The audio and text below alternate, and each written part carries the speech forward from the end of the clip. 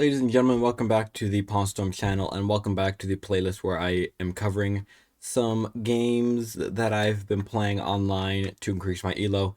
This video, I'm going to be showing you one Blitz game that I played when I was pretty low rated, and then another game was, I believe, a correspondence or a daily game, which is a game, if you do not know, is a game that's played over multiple days. Yeah, again, these games are when I was relatively low rated, so hope y'all enjoy. Also, I'm testing out some new lighting and background things, so if anything looks really weird, I'm sorry, it's in the midst of being changed. Here we go. Let's get into the first game. This first game is a Blitz game, and I was 790 at the time, and I was playing a friend from my chess club, actually, that we decided to just pull up a Blitz game online. He's 1169, so very high rated player here, going up against. I am playing with the black pieces, so I will just flip the board. Here we go. He plays d4, knight to f6. At the point that I played this game, I was now playing knight to f6 against d4. Before this, I was playing either d5. I didn't play a lot of d5. I played mostly f5. Played a little bit of modern, so g6, bishop g7. But now I'm going for knight to f6, and he goes bishop to f4. This is, of course, the London system. And black has a few things they can do. I go g6, and I'm just trying to go for a quick fianchetto and castle my king.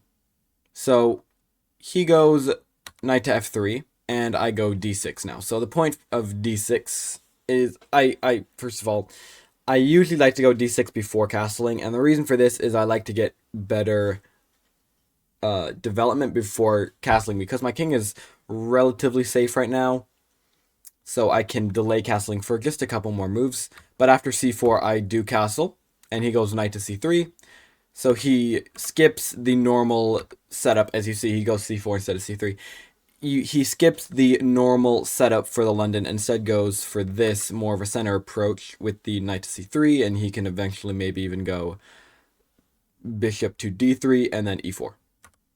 I go bishop to g4 pinning. He goes bishop to e2. I go knight b7. This is just what I normally play, and he castles, and I go rook to e8. Rook to e8 is, I have found, enormous success and just overall fun playing rook to e8. And the point is, I just, after h3, I take, he takes, and I go e5. And I really like the positions I get after e5, because after e5, he goes bishop to h2, and I go e4. And I really like this stuff. So he goes bishop to e2, and I just really like the way this pawn, it can be attacked and stuff, but it really just kind of just slows white down. He goes c5, or sorry, I go c5. Sorry, that was not. He takes, I take, he goes queen to d6. I go here. He instead of moving the queen back, he instead offers a trade. I take. He takes with the bishop, and I just attack him, and he's got to move back. Knight to e5, and knight to b5. He is attacking the pawn on a7. Instead of just moving the rook and being passive and stuff, I just go a6. He goes knight back to c3, so he just kind of wasted a move there. Rook to d8 now. I just want to take control of the file, obviously. Bishop takes e5. And yeah, so we trade knight for bishop. And he goes rook to ad1. I can take. There's definitely benefits of taking or not taking. I do decide to take, because after rook takes d1, I go h6. And I'm just trying to give my king more breathing room. And then in the future, I will bring my king to h7. I go rook to d8. I go king h7 right away. Now knight to e5. Now knight to d5, and I decide to take. And then we have this. I attack the rook. The rook goes to d6. Bishop to e7. And this, and this. And now we have this little thing. And he gives me a check. Keep d7, and it looks like I'm totally losing and stuff, right?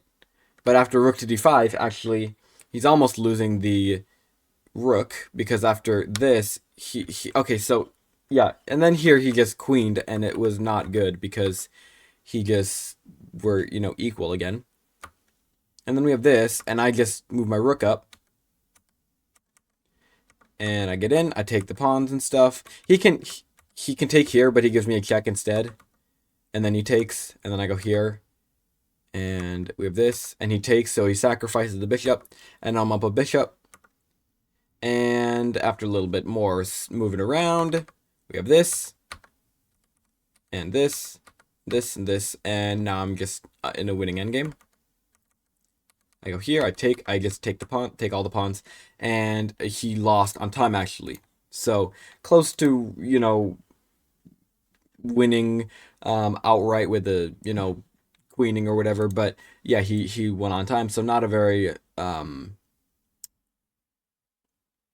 dramatic ending, I should say. And again, this is just one of two games. I'm just going to be showing you two games. So let's go on to the second game. Okay, so I take that back. This game was a blitz game, and it was actually even further back in my rating. So I was actually 540 here, so I should have done this game first. 540, and my opponent is L's 35, and he's also rated 540. This is a 3+2 game. Here we go. I am playing with the white pieces, and for some reason I played an E4, which I just never play this. I don't know. I have no idea why I played E4. I'm not an E4 player. Now knight to F3, F6, C3. Okay, so I think the reason I played this was I was just learning about the Ponziani. This is not the real Ponziani, because the real Ponziani goes, well, technically it is, but it's this, and then you go here, and then you go here, and after here, we have this. This is what the Ponziani should look like, but that is not what was played here. So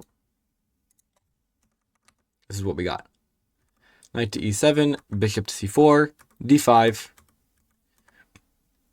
This is the position after 8 moves. He takes on E4, take with a knight.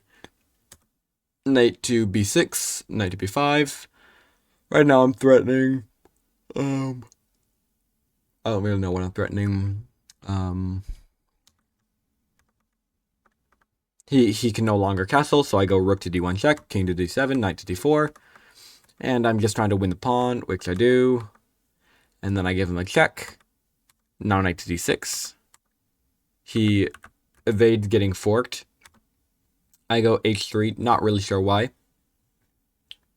I'm assuming the reason was I just didn't want to go bishop to G4, but I could have easily parried that with, F3 or something. Rook to G8, H3, knight to D5. And we have this, this, this. And after all said and done, we have this. And I'm up a rook. And I just push my pawn, and yep, all's fine and dandy because of this, this, and I push my pawn, queen, and I give him a mate pretty soon, and there it is. All right, that was 50 moves. We got done in like 2.5 minutes. So I wanted to keep this video very short, so I hope you all enjoyed, and thank you for this continued support on the channel. Make sure to subscribe if you have not already. You can do that right here by clicking the button on my face. My face is right here. Click the suggested video by YouTube. Make sure to turn on a notification bell so you do not miss when a new video is released. Oh, and also, very important, check out the community page. I put a new post on there for like a poll of different video ideas you want to see in the future. Definitely check that out. Vote on your favorite one, and I'll make a video or a few videos on the subject. And with that being said, may your mates be merry on the chessboard, and I will see you all in the next video. Thank you for watching.